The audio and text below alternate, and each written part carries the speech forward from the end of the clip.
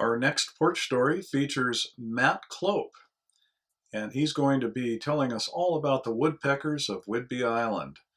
This was recorded July 24th, 2019. Okay, everyone. We were talking about bats last week. This week we're talking about woodpeckers. And when I say we, I mean Matt Klope. Yep.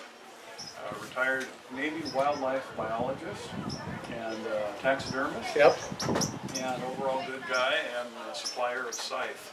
Yes. Yeah. So if anybody wants it, talk to this guy. If anyone wants to use it for Yeah. cutting the grass Yeah. in their yard, give me a call. Okay. All right. Take it away, Matt. Anyway, there's the pileated, then there's the common flicker, Okay. then what?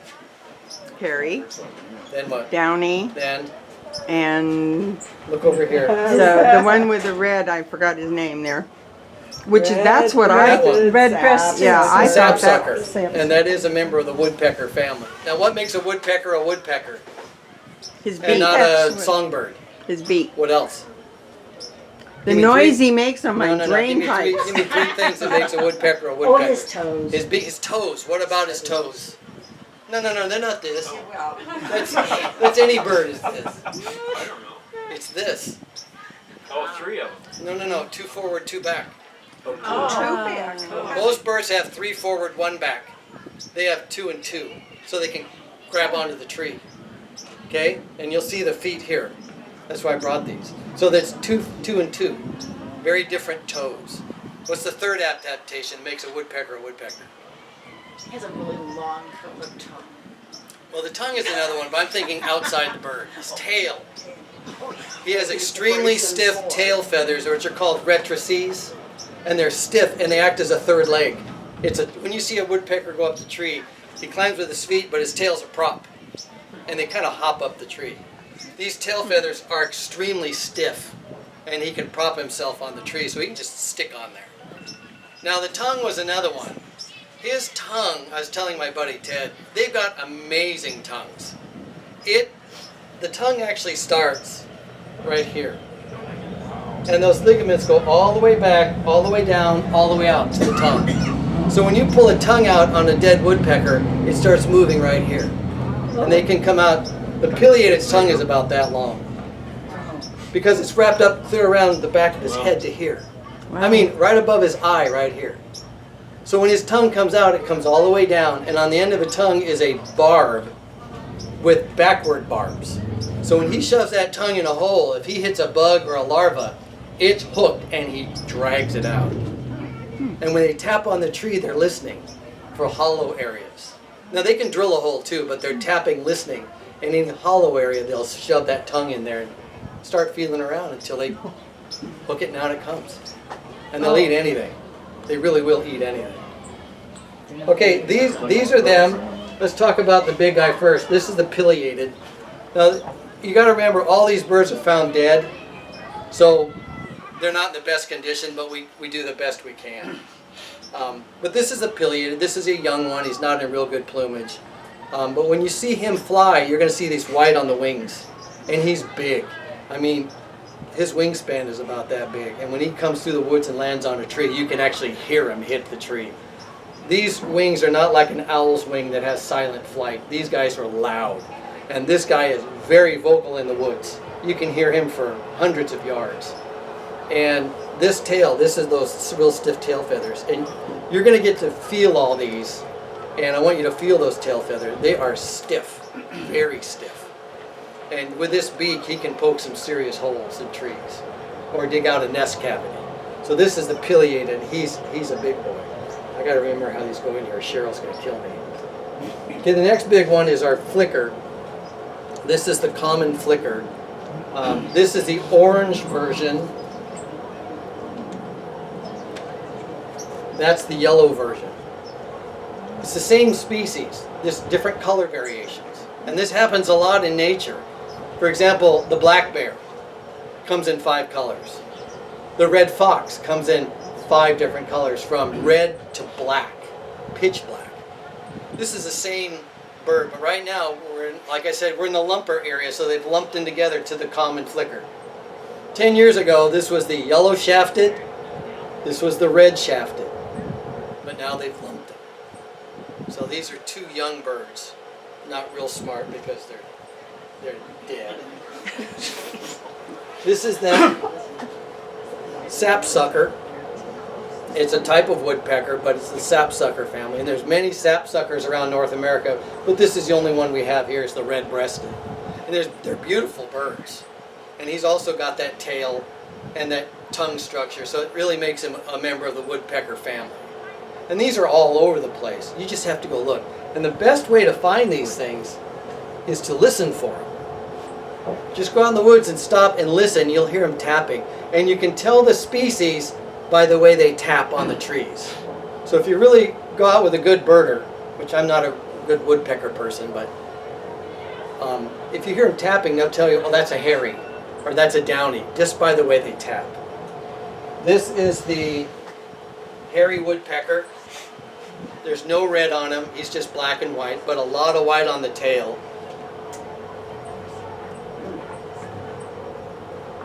This is the downy. Does he It's ever like a little have version red of on this him? guy, lots of white on him, but size different. This No is our, red? No. Ever? No. Okay. This is our smallest woodpecker. This guy, then this guy, the hairy. So it's the hairy and the downy. They're tiny, but they're all over Whidbey. You just have to go find them. And usually these guys aren't too high up on the trees. They're only maybe 10, 15 feet. So they're always right there. But the trouble with people and birding is, and kids, is kids don't look up. Everybody walks looking down. So we try to do, up at the park, I do a lot of nature walks, and we try to teach kids to look up.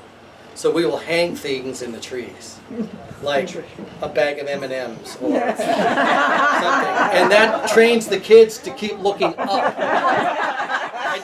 I did that in Boy Scouts when I was a scout leader, and the kids now they walk like this, because they can't carry their cell phones with them. And we taught them, so we started hanging stuff in trees, and they'd walk right by it. And then we'd stop them and say, well, did you see this? Did you? No. You see that bag of M&Ms back there? Oh my God, candy. So they started looking up, and you're amazed what you see. Even you guys, if you look up, you'll see the eagles, you'll see the vultures, but you have to look up. Nobody looks up. Nobody. Don't say Any questions nobody. yet? Are you here for the woodpeckers? Come on in. There's room over here. Come on. We're good. All right. Any questions so far on woodpeckers? What do they eat? Bugs. Bugs. They like bugs. They like larvae, the larval form of insects. They eat all the insects. Some of these really like the suet feeders. You can put in around your yard, but they don't like the bird. They don't eat the seeds at your seed feeder. You have to have some kind of suet feeder. And the best bird for a suet feeder is the flicker. They'll come and hang upside down and just eat that whole thing out for you. Yes? Do they only eat live? Yes. Yeah, they won't eat anything dead. They pull out those big grubs out of the tree. Down they go. Oh. That's high in protein. Come on. Delicious. So you need to learn from the woodpeckers. When the bridge goes down and the big earthquake and the ferry truck, you're going to start pulling grubs out of trees. Oh yeah, and you're going to be dropping clams like the gulls. Only way you're going to eat. Crickets. Yeah, no. We do have some skulls of these birds, and you can actually see. You're all going to come up here and look at these. You can actually see where that tongue apparatus comes clear down between the eyes, all the way around. So their tongues, if the tongue in the beak's that long, it's usually about almost 3 times the length. They got to go into those trees and feel around in there. But it's really fun. Now, we also get hybrids.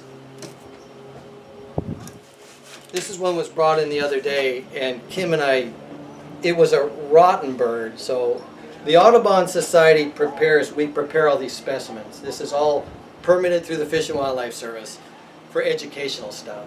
And the lady who's in charge of this, Robin Llewellyn, anybody know Robin around here? She's kind of nuts about birds. So we get a dead bird, and she just goes, oh, and she's caressing the thing, and it's kind of rotten. Well, can we save it? I said, no, we can't save it, but we can part it out. Well, this one's really weird because it's a hybrid between a yellow-shafted and a red-flat. 2 of the tail feathers are yellow, right there. So this one was a hybrid between the 2. So Robin had to keep it. which I thought was kind of cool. So you're going to see the hybridized here. Sometimes, and these wings on this one aren't as red as a normal one. So this was one that was a hybridized. So that was kind of cool. So we like that. Yeah, and Robin makes us save everything. Okay, where do they live? Trees. Woods. In the tree, yes, island. in the trees. What we call the dark spooky woods. Now, sometimes you'll find the smaller woodpeckers in the apple orchards, pecking around on the trees. But these pileatids and the Downies and the Sap Suckers, they're what we call the dark spooky woods. That's what we tell our kids. And you got to go into the dark spooky woods where it's all ferns and 100-foot trees, and you just got to go in and you just have to listen. You're not going to see them unless they fly right by you. But if you hear them pecking, you can go, and they won't fly away. These birds are very tolerant of people, and you can get really close to them. While they're pecking on a tree, they can be right there, and then they'll go to that tree, and they don't care that you're there. The flickers do, but the woodpeckers don't. We've gotten within, from me to you, from the pileatids. They don't do anything. And the pileatids like to peck around the base of trees. So if you hear them, look up, but also look at the base of some of these trees. They'll go around the base where the ground meets because there's grubs down there. And they'll peck all the way around and the pileatid's the only one I know that does that. Around the base of a tree. And usually it's a pair of them. And these things are big. And you can't miss those things. It's like seeing a cat around the base of a tree. It's kind of fun. Questions? And ants. The flickers love the ants. Oh yeah, flickers. They'll eat anything, any insect alive. Any bug, they'll eat it. And the grubs, they love the larvae. If they can find a nest with larvae in it, they just scarf those down. Yeah. Do they Questions? migrate? No. No, they're No. here all year. They may migrate locally, but they're not going to fly to South America. Okay. Like our swallows are leaving. Good. Yeah, they're nesting in my garage. Yeah. In fact, they left those little. I'll be clean here. Those little turds left yesterday. Now I got to go up and clean out that nest and all the poop and. Oh, they're a mess. They leave stuff everywhere. Yeah, but they're Especially when they grab the little poop sacks from the birds and fly out, you try and drop it on everything. Yeah, they're wonderful. But my wife won't let me take the nest down. So you have to leave the garage door open for 3 weeks. So are they migrating or are they leaving here? They migrate. the swallows all leave. Okay. The goldfinches, they all leave. A lot of the black-headed grosbeaks, all these warblers, they all leave. The birds that stay here will be the chickadees, the juncos, the towhees, the robins. They all stay, and they overwinter here. But a lot of the birds we have around here now, they're gone. They're leaving right now. Kind of 'Cause early, isn't it? in the mornings, 2 months ago, when you get up at 5 in the morning and the sun's coming up, the woods are deafening with birds. I mean, they're loud. You go out there now, it's dead quiet. Everybody's leaving. But the woodpeckers, they don't migrate. They stay here. So you'll see the whole woodpecker family here year-round. Are they migrating just to south of North America or are they migrating further away? It depends what species it is. Okay. Some of them go to Mexico, some of them go beyond Mexico. Some of these hummingbirds on the East Coast, they fly to South America. Now we have some hummingbirds that migrate, but some stay. Mm-hmm. The Anna's hummingbirds, some of them migrate, but that's why you keep your feeders up all winter long, because some of them stay. And there's nothing for them to eat, so we artificially feed them. Yeah. We do it because we like to see them. Do you have an update on the little hummingbird they were rescuing over at Pullman? No, I don't know. I don't know. I don't have an update on He him. was so little. Oh, this little bitty. Bitty, bitty, bitty, bitty. Yeah, I get people calling me about all these birds. Can you mount it for me? I want it in my house. I can't do that. I mean, I can, but I can't. All these birds are permitted with a U.S. Fish and Wildlife Service permit, a salvage permit for the Audubon Society. These aren't mine. So when a lady called me the other day and said, I have a duck I want mounted and a barred owl. I said, well, I can do that, but you need to bring me a permit for the owl. And she goes, well, I don't have one. I said, then you can't have it. Well, where do I get the permit? Well, you get it from the Fish and Wildlife Service in Portland.